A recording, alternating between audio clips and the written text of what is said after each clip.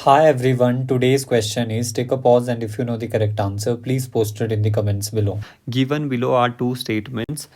तो पढ़ते हैं इन lac operon the Z gene code for इपोजिया जेड जीन कोड करता है बीटा गैल के लिए that is true which is primary responsible for hydrolysis of lactose into galactose and glucose. देखो लैक्टोज जो है दैट इज़ अ डायसेकेराइड, वो हमारे पास डायसेकेराइड है यानी 2 मोनोसेकेराइड यूनिट प्रेजेंट होगी। लैक्टोज की जब हाइड्रोलिसिस होती है तो ग्लूकोज प्लस गैलेक्टोज बनता है, ठीक है।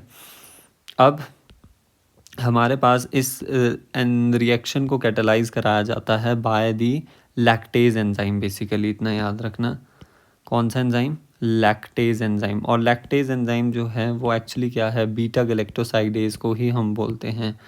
तो बीटा गैल जेड जीन से ही कोड होता है। तो स्टेटमेंट 1 इज़ सो ट्रू, ये ट्रू है।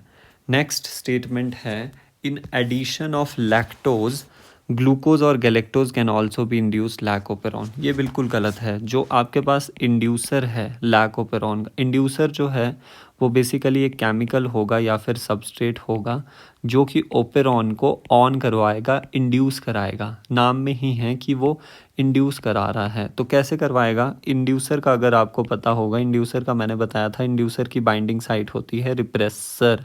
तो जब इंड्यूसर रिप्रेसर के साथ जुड़ेगा तो इंड्यूसर रिप्रेसर कॉम्प्लेक्स बनेगा एंड वो रिप्रेसर को क्या कर देता है, इनएक्टिवेट कर देता है।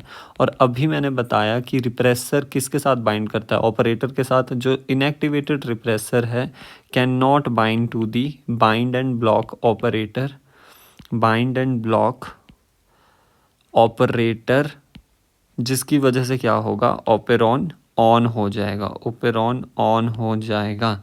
सो ग्लूकोज एंड गैलेक्टोज तो कभी भी हमारे पास इंड्यूसर की तरह काम नहीं करेंगे, ओनली एंड ओनली लैक्टोज ही हमारे पास काम करेगा। तो statement 1 is true but statement 2 is false, right. For more such videos and concepts, do like, share and subscribe.